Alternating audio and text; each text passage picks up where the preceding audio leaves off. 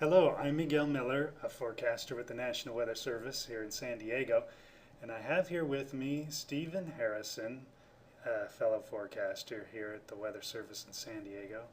And I'm talking to Steve today because I want to find out more about the marine weather program that he runs here in our office.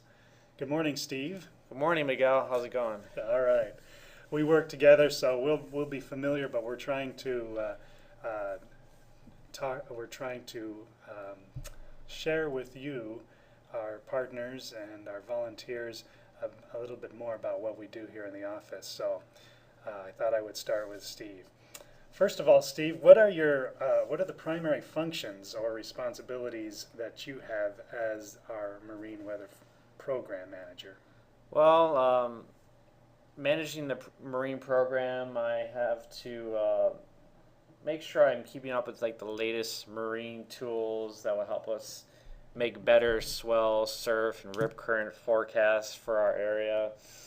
Also, I want to make sure our forecasts are properly trained on the latest marine forecasting tools and techniques, and also any changes in policy or procedure regarding the issuance of our forecasts and watches and warnings and anything related to those marine weather products.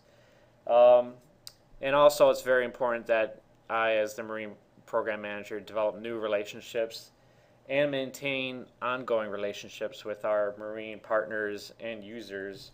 And I do that through outreach and education, such as going to boat shows and visiting lifeguard agencies and making presentations at local yacht clubs.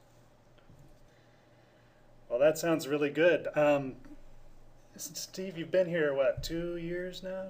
A little over a year and a half, Okay. Actually, a year and 3/4, I would Okay. call it. It was like August of 11? Yeah, August of 2011, late Okay. August. And you came from Hawaii, right? Which is very big on the marine weather kind of Exactly. situation. Yeah, I gained a good amount of experience in marine weather when I was in Hawaii. We dealt with all kinds of things, mainly surf, but also we would have to issue small craft advisories, gale warnings for the coastal waters, and obviously when you live on islands, you're surrounded by water, so it's a fairly important program over there. And so coming over here to San Diego wasn't too much of a transition for me dealing with the marine program here. Yeah, I mean, I guess we have the luxury of saying we have a marine weather program. Most of course, the landlocked forecast offices in the country do not. So while Oklahoma is dealing with their tornadoes, at least they don't have to deal with surf and swell and marine-related issues. So at least they're able to do that. Yeah. So what excites you most about the responsibility of being our marine program manager? Well, just the fact that this is the first time in my career I've had complete and total control of a program like this, such as marine weather. I've never been in that position before, and it's great to have that responsibility of making sure that we're up to date on marine tools, forecast procedures, maintaining marine relationships, things of that nature. I've never had that responsibility before, so that's exciting in and of itself. And Yeah, as in Hawaii, you were an intern, right? So as an intern, you don't get too much of that freedom. no, exactly. I had some duties, some focal point programs that I was looking over, but nothing quite like this. That's great. I have noticed, just as a side note, as a forecaster who's been here a long time, I can vouch for your good hard work and jumping in Well, thank and you. helping us out. So, what kinds of things do you hope to accomplish with this program? I mean, I guess you've had the reins for a little over a year, maybe with the program. What do you hope to accomplish in the near future? One thing I'm focusing on right now is trying to continue to improve our rip current forecasting and the amount of rip current reports we get from our beaches. Right now, we're getting four rip current reports daily from our lifeguards. We're getting one from Huntington Beach, one from San Clemente, one from Mission Beach, and one from Moonlight Beach. And I hope to continue to with my work with coworker Noel Isla. We hope to continue to add more beaches that will give us daily rip current reports, and the hope is that eventually we will be able to make these reports public on our webpage so that the public and the media and other and users and partners will be able to look at the reports at a daily basis and see what's exactly occurring at the beaches. Like, say, if I was deciding whether to go to Moonlight Beach, I might look at the latest rip current report, see what's going on there. If there's strong rip currents occurring, maybe I'll go there, but I won't go in the water. Or maybe I'll get there and talk to the lifeguards, and it'll give me more incentive to stay safe, I think, if we make these rip current reports more visible to the public. And that's what I hope to, one of the things I hope to accomplish, just continuing to add on to the beaches that are issuing these reports. Yeah, it helps as I think about myself as a public person, and let's say I'm going to take my family to the beach. And it would help to know beforehand, what kind of situations we might come up with there. I have some kids, and they can get into trouble pretty easily in rip currents, and so even I can get into trouble. Mm-hmm. So it's good to know that before even making the trip out there. So that's good. And also another thing you mentioned that's is getting reports from the community out there, whether it's somebody on a boat telling us what's going on the open water, or the lifeguards at the beach telling us what kind of surf and rip current situation we have. That's something that's been kind of lacking around here for the years, and so it's good to see that you're working on that. Yeah, that is something I'm working on. Another thing in particular is you mentioned boaters giving us reports. That's something I'm working on, is trying to increase the amount of weather reports we get from boaters out in our coastal waters. Maybe they experience some pretty good choppy wind waves. That's something that we like to hear about. Maybe they see a lightning, or maybe they see a water spout, something that is not really visible to other people. Maybe they're too far offshore for the people over the land to really see what's going on. So that's something I'm also working on, is to increase our spotter network over the coastal waters. That's great. Well, not everything's all rosy, though. There's sometimes some pretty big barriers, maybe some cultural barriers, or maybe some things going on. But what are some of the biggest challenges you face as we try to move our marine program into the future? One of the biggest challenges is just trying to implement new ideas. I'm always thinking about ways to improve our marine program, and some of my ideas might not be well received, whether in the office or outside the office with the users and the partners.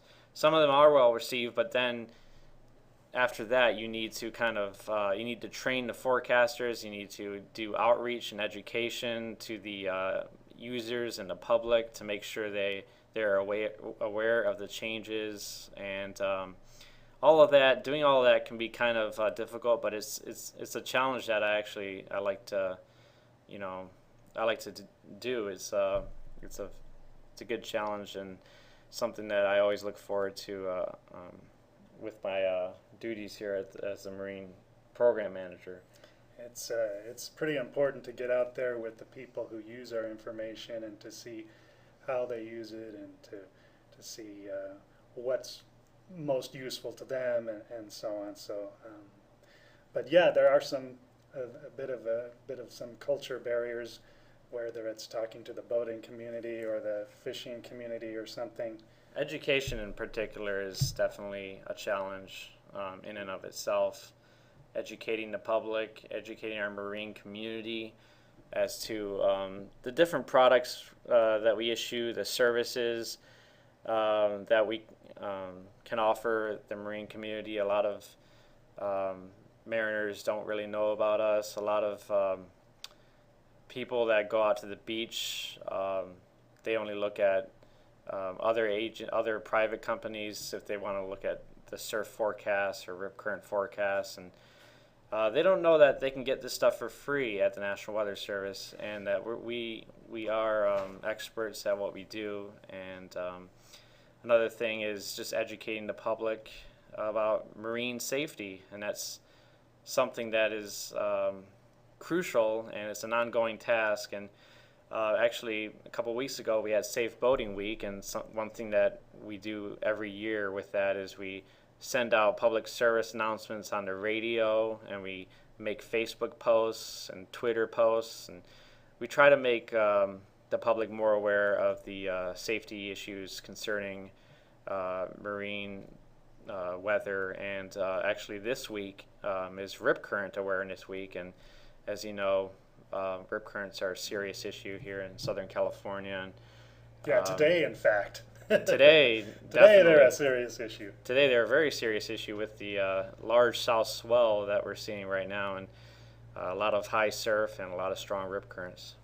So the public is out there. They may not be aware yet of what kinds of services that we provide that helps them and their public safety. Not only should they be made aware because it's free, yeah, they can get a lot of that information elsewhere. But not only because it's free, but because it's coming from their government, which in our main message is to protect it's public safety. It's to protect life and property. That's what we're all about. And that's not always the purpose, the concern of the other providers out there. Yes. So that's good to know. So what would you say right now are some of the more exciting developments as far as moving this marine program into the future, or realizing your vision? Well, one thing I mentioned earlier was the rip current reports that we're getting from the beaches. We continue to add more. Huntington was the most recent one that joined, that came on board, and the Meteorological Development Laboratory, otherwise known as MDL, they're currently creating a web page with a friendly Google interface, easy to use, and what they're doing is they're going to display these rip current reports on that Google interface, and that's, like I mentioned earlier, that will be something that will make the rip current reports more highly visible and easier for the public and media to look at and see. Another thing that's exciting that will be implemented soon once we get our new workstations here at the National Weather Service is the Nearshore Wave Prediction System. It's a higher resolution wave model that simulates what's going to happen when the waves get into the nearshore environment, whether it be when it undergoes processes such as shoaling and refraction.